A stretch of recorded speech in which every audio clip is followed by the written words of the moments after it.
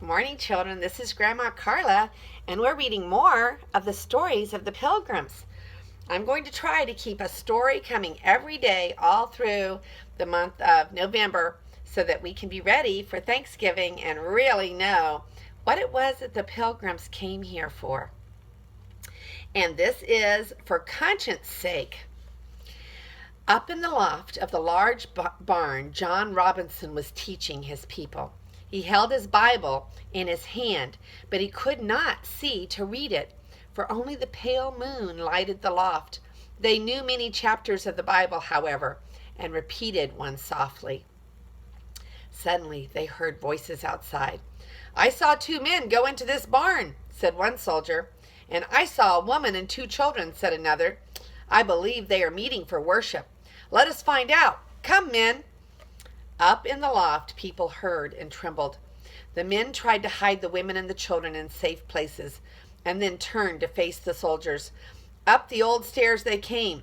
"We have found you at last," they cried. "Come with us." So the men were taken away to prison, and their families returned to their lonely homes. After a few weeks, the prisoners were set free, but still they would not attend the king's church. Many times they were put in prison. Some of their homes were burned. They were very, very unhappy. One day, the men of the little church met to talk about their troubles and plan some way to help matters. "It will never be safe to worship God as the Bible requires around here. Even now, 3 of our friends are in prison, and the rest of us may be there by night," said one. "I fear we must leave England," said their pastor. "Yet I do not know where we could go to be free.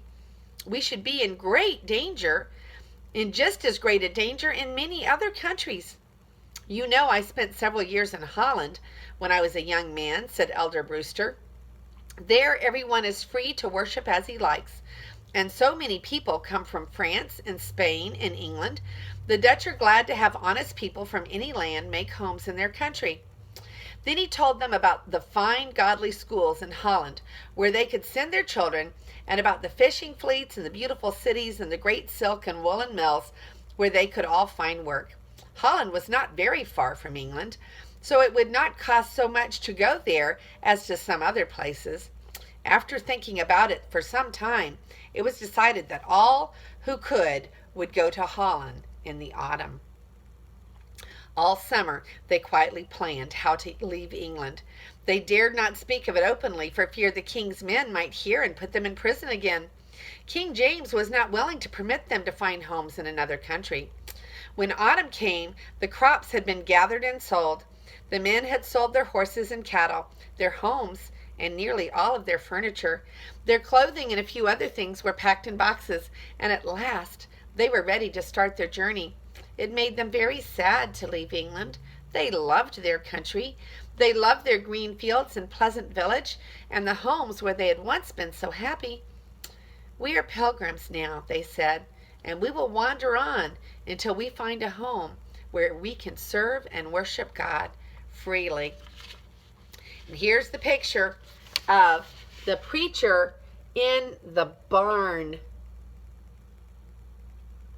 And the soldiers came and took the men away.